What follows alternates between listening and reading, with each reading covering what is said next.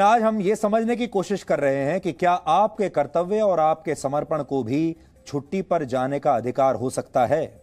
इस विश्लेषण का आधार भारतीय टीम के कप्तान विराट कोहली को मिली पैटर्निटी लीव है।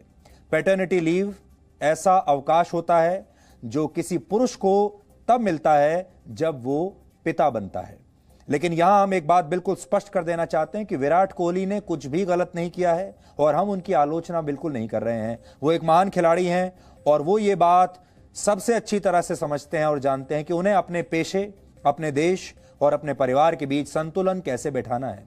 हम सिर्फ आज आपको सोचने के लिए एक विचार दे रहे हैं और इस विश्लेषण की शुरुआत, इस विचार की शुरुआत हम 111 वर्ष पुरानी एक सच्ची कहानी से करना चाहते हैं। यह बात वर्ष 1909 की है, जब एक दिन सरदार वल्लभ भाई पटेल बंबई की एक अदालत में वकील के रूप में एक मुकदमा लड़ रहे थे। उस दौरान उनकी पत्नी जावेर बा कैंसर से पीड़ित थी और जिस दिन मुकदमे की सुनवाई जिस समय चल रही थी, उसी दिन कैंसर के ऑपरेशन के दौरान उनकी पत्नी की मृत्यु हो गई। तब एक व्यक्ति ने यह सूचना एक कागज पर लिखकर सरदार पटेल को दी। उन्होंने अपनी पत्नी की मृत्यु की खबर को पढ़ा और कागज के उस टुकड़े को चुपचाप अपनी जेब में रख लिया और उन्होंने अदालत में अपनी बहस जारी रखी। उस बहस को बीच में रोका नहीं। उस दिन सरदार वल्लभ भाई पटेल वो मुकदमा जीत गए और इसके बाद उन्होंने सबको अपनी पत्नी की मृत्यु की सूचना दी। यानी जब मुकदमा लड़ लिया, बहस पूरी हो गई और जब जीत गए, तब उन्होंने बताया कि आज मेरी पत्नी की मृत्यु हो गई है। यानी सरदार पटेल दुख के इस पल में भी अपने कर्तव्य और उसके प्रति अपने समर्पण के भाव को भूले नहीं और उन्होंने एक वकील के तौर पर अपने फर्ज को, अपने कर्तव्य को पहली प्राथमिकता दी। लेकिन 100 वर्षों में बहुत कुछ बदल चुका है। अब लोगों ने अपने कर्तव्यों और परिवार की जरूरतों के बीच संतुलन साधना सीख लिया है। उदाहरण के लिए भारतीय क्रिकेट टीम के कप्तान विराट कोहली ने अपने पहले बच्चे के जन्म के दौरान अपनी पत्नी अनुष्का शर्मा के साथ रहने का फैसला किया है और इसके लिए वो ऑस्ट्रेलिया में होने वाली टेस्ट सीरीज को बीच में ही छोड़कर भारत लौट आएंगे और अनुष्का के साथ उस समय रहेंगे। उन्हें रहना भी चाहिए।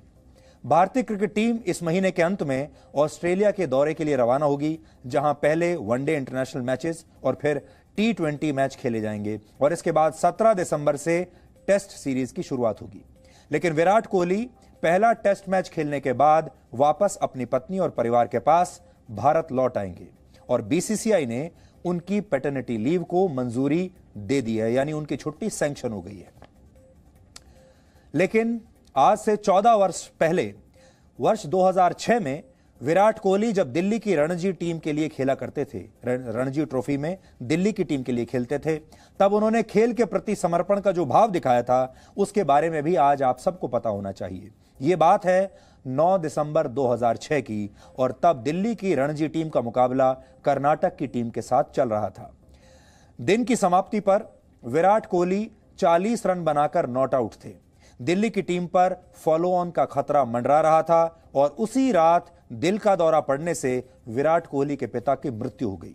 तब सिर्फ 18 वर्ष के विराट कोहली ने सुबह सुबह अपने पिता का अंतिम संस्कार किया और मैच पूरा करने के लिए वापस मैदान पर लौट आए। उन्होंने उस दिन 90 रन बनाए और अपनी टीम को फॉलो ऑन से बचा लिया। ये हैं विराट कोहली। लेकिन अब शायद दौर बदल चुका है। आम लोग और खिलाड़ी प्रोफेशनल हो गए हैं और सब ने अपने कर्तव्यों और परिवारों के बीच सामंजस्य बैठाना सीख लिया है। लेकिन एक जमाने में ऐसा हुआ नहीं करता था। इसे कुछ और क्रिकेटर्स के उदाहरण से समझने की कोशिश कीजिए। ऑस्ट्रेलिया के पूर्व क्रिकेटर एलन बॉर्डर वर्ष 1986 में सिडनी क्रिकेट ग्राउंड में भारत के खिलाफ एक टेस्ट मैच खेल रहे थे। उनकी टीम मैच को किसी तरह से ड्रॉ कराने के लिए संघर्ष कर रही थी और इसी दौरान उनकी पत्नी ने एक बेटी को जन्म दिया। उस दौरान वो जानते थे कि उनकी बेटी का जन्म होने वाला है। एलन बॉर्डर इस पल के गवाह बनना चाहते थे, लेकिन वो उस समय भारत के खिलाफ अपनी टीम को जिताने की पूरी कोशिश कर रहे थे और मैदान में थे और इसी दौरान उनकी बेटी का जन्म हुआ और तब एलन बॉर्डर को इसकी सूचना और इसकी बधाई स्कोर बोर्ड के जरिए दी गई और उस स्कोर बोर्ड की तस्वीर इस समय आप भी देख रहे हैं। स्कोर बोर्ड पर लिखा है, congratulations on the birth of your daughter Nicole, born this afternoon. ये एलन बॉर्डर की बेटी जिस दिन पैदा हुई थी उस दिन स्कोर बोर्ड इस तरह का था, और यह स्कोर बोर्ड पढ़कर मैच खेल रहे एलन बॉर्डर को इस बात की जानकारी मिली थी कि उनकी बेटी पैदा हुई है। इसी तरह वर्ष 1976 में सुनील गावस्कर न्यूजीलैंड में टेस्ट सीरीज खेल रहे थे और तभी उन्हें अपने पुत्र रोहन गावस्कर के जन्म की सूचना मिली। सुनील गावस्कर वापस भारत लौटना चाहते थे क्योंकि भारतीय टीम को जल्द ही अगली सीरीज वेस्टइंडीज के खिलाफ खेलनी थी, लेकिन तब बीसीसीआई ने उन्हें इसकी इजाजत नहीं दी और तब गावस्कर 2.5 महीने के बाद ही भारत लौट पाए और उन्होंने इस लंबे इंतजार के बाद पहली बार अपने बेटे रोहन का चेहरा 2.5 महीने के बाद देखा। उस समय वेस्टइंडीज के बॉलर्स अपनी खतरनाक गेंदबाजी के लिए पूरी दुनिया में जाने जाते थे, बहुत तेज गेंद फेंकते थे, बाउंसर्स फेंकते थे, और गावस्कर को डर था कि कहीं अपने पुत्र को देखने से पहले ही वेस्टइंडीज का कोई तेज गेंदबाज उन्हें घायल न कर दे। एक मैच में ऐसा हो भी गया था कि वेस्टइंडीज के गेंदबाजों की बाउंसर्स ने भारतीय टीम के 5 खिलाड़ियों को घायल कर दिया और सबको अस्पताल ले जाना पड़ा। लेकिन उसी मैच में सुनील गावस्कर ने समर्पण का पूरा भाव दिखाया और अपने साथी अंशुमन गायकवाड़ के साथ 131 रनों की पार्टनरशिप की। आपको वर्ष 1999 में इंग्लैंड में हुआ क्रिकेट वर्ल्ड कप जरूर याद होगा, जिस दौरान सचिन तेंदुलकर के पिता की मृत्यु हो गई थी। भारत इस वर्ल्ड कप में साउथ अफ्रीका के खिलाफ अपना पहला मैच हार चुका था। दूसरा मैच जिम्बाब्वे के साथ था, लेकिन इसी दौरान सचिन को अपने पिता की मृत्यु की खबर मिली। सचिन तेंदुलकर भारत लौट आए और टीम जिम्बाब्वे के खिलाफ अपना मैच हार गई, लेकिन अपनी टीम को मुश्किल में देखकर सचिन तेंदुलकर सिर्फ 4 दिनों में इंग्लैंड वापस लौट गए और उन्होंने केनिया के खिलाफ तीसरे मैच में 140 रन नॉट आउट की पारी खेली। और तब शतक बनाने के बाद जिस अंदाज में सचिन तेंदुलकर ने आसमान की तरफ देखकर अपने पिता को श्रद्धांजलि दी थी, उसकी तस्वीर आप इस समय देख रहे हैं और ये तस्वीर देखकर आज भी आपके रोंगटे खड़े हो जाएंगे। देखिए इस तस्वीर को। इसी तरह वर्ष 2015 में जब भारत की टीम वर्ल्ड कप की तैयारी के लिए ऑस्ट्रेलिया में वार्म अप मैच खेल रही थी, तब टीम के कप्तान महेंद्र सिंह धोनी के घर बेटी का जन्म हुआ। खेल पर ध्यान लगाने के लिए तब धोनी ने अपने पास मोबाइल फोन नहीं रखा था। धोनी की पत्नी ने बेटी के जन्म की सूचना टीम के ही एक साथी खिलाड़ी और धोनी के दोस्त सुरेश रैना को दी और फिर रैना ने यह खुशखबरी महेंद्र सिंह धोनी को जाकर सुनाई। उस समय जब पत्रकारों ने उनसे पूछा कि क्या वो इस समय भारत में नहीं रहना चाहते, तो धोनी ने कहा कि इस समय मैं राष्ट्र की सेवा कर रहा हूं, देश की सेवा कर रहा हूं और बाकी सब चीजें इंतजार कर सकती हैं। देश के लिए अपना कर्तव्य निभाने का अवसर सबको नहीं मिलता। इसके लिए बहुत तपस्या करनी पड़ती है, बहुत पुरुषार्थ करना पड़ता है और फिर पूरी ईमानदारी से अपना कर्तव्य निभाना होता है। क्रिकेटर्स और आम लोग भले ही इस फर्ज को भूल जाएं, लेकिन देश के सैनिकों को अपना कर्तव्य अच्छी तरह से हर समय 24 घंटे याद रहता है। ऐसे ही एक सैनिक थे सुबोध घोष, जो इसी महीने की 13 तारीख को LOC पर पाकिस्तान की तरफ से हुई गोलाबारी में शहीद हो गए थे। शहीद सुबोध की उम्र सिर्फ 24 साल थी और ड्यूटी पर तैनाती के दौरान ही उनके घर एक बेटी का जन्म हुआ। वो पिछले 3 महीने से अपनी नवजात बेटी का चेहरा देखने का इंतजार कर रहे थे और वो अपनी बेटी के अन्नप्राशन में आने की तैयारी भी कर रहे थे, लेकिन उससे पहले ही वो शहीद हो गए, यानी मरने से पहले एक बार भी अपनी बेटी को देख नहीं पाए। इसी तरह 16 बिहार रेजिमेंट के सिपाही कुंदर कुमार 15 जून को गलवान घाटी में चीन के सैनिकों के साथ हुई लड़ाई में शहीद हो गए थे। शहादत से 17 दिन पहले ही उनकी पत्नी ने भी एक बेटी को जन्म दिया था, लेकिन अपना कर्तव्य निभाते हुए एक पिता ने अपने प्राण न्यौछावर कर दिए और देश की सेवा को सबसे ऊपर रखा, सबसे आगे रखा और ये भी अपनी पुत्री से मिल नहीं पाए। वर्ष 2019 में पुलवामा आतंकवादी हमले में शहीद हुए CRPF के कांस्टेबल रतन कुमार ठाकुर की पत्नी भी उस समय गर्भवती थी और रतन कुमार ठाकुर अपनी पत्नी के पास पहुंचना चाहते थे, लेकिन उन्होंने भी देश के प्रति अपने कर्तव्य को सर्वोपरि माना और देश के लिए बलिदान दे दिया।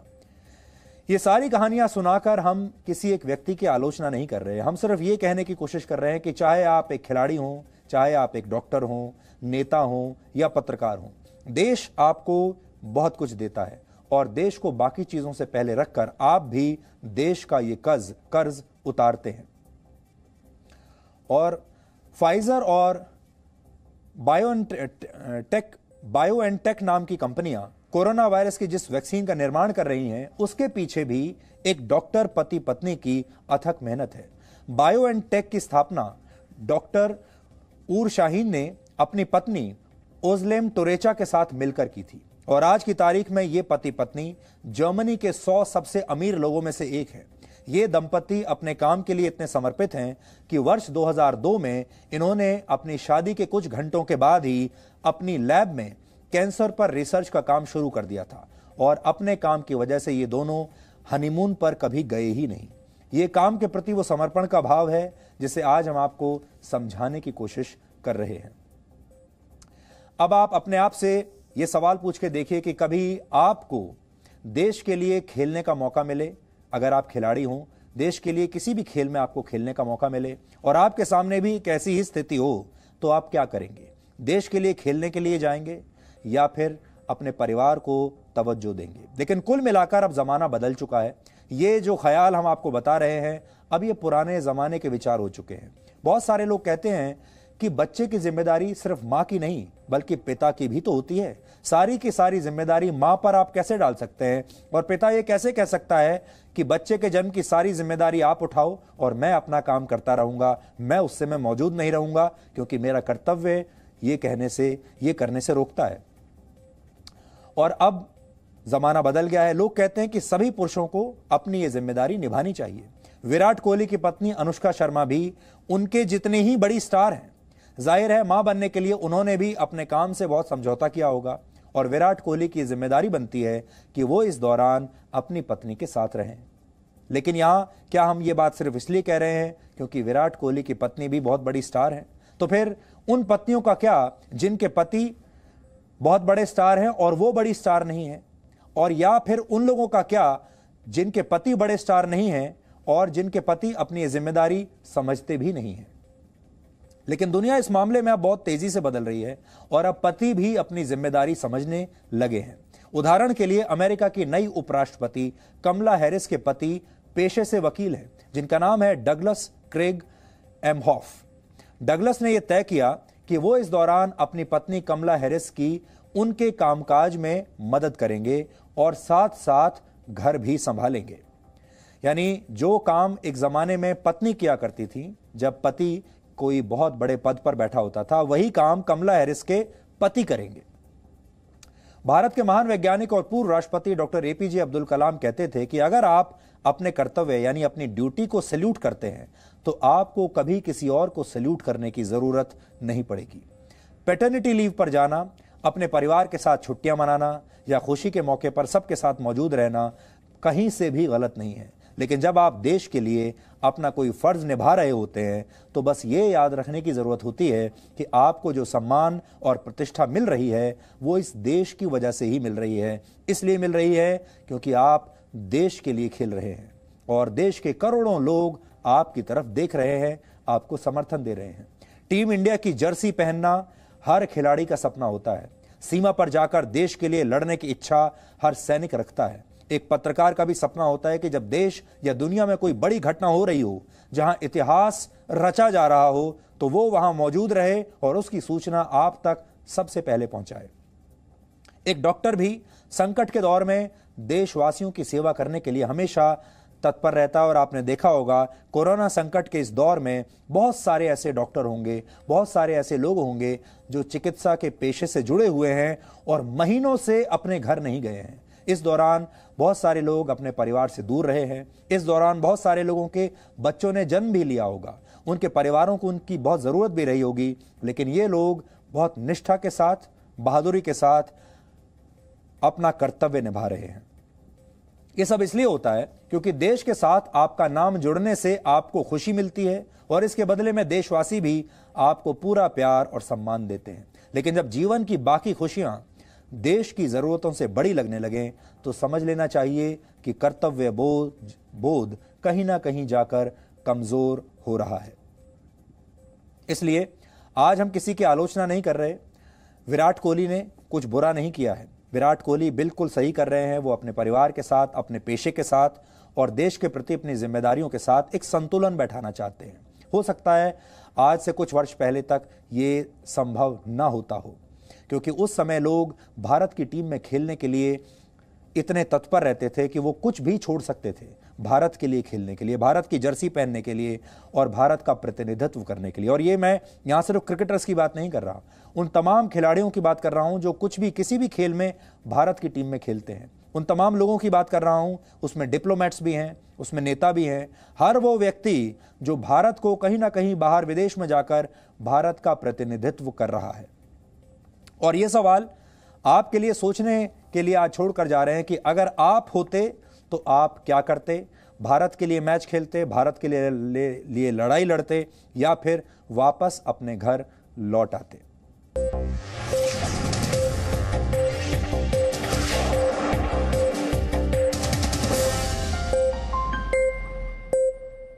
Presenting B News app, available on Google Play and App Store. Download it now.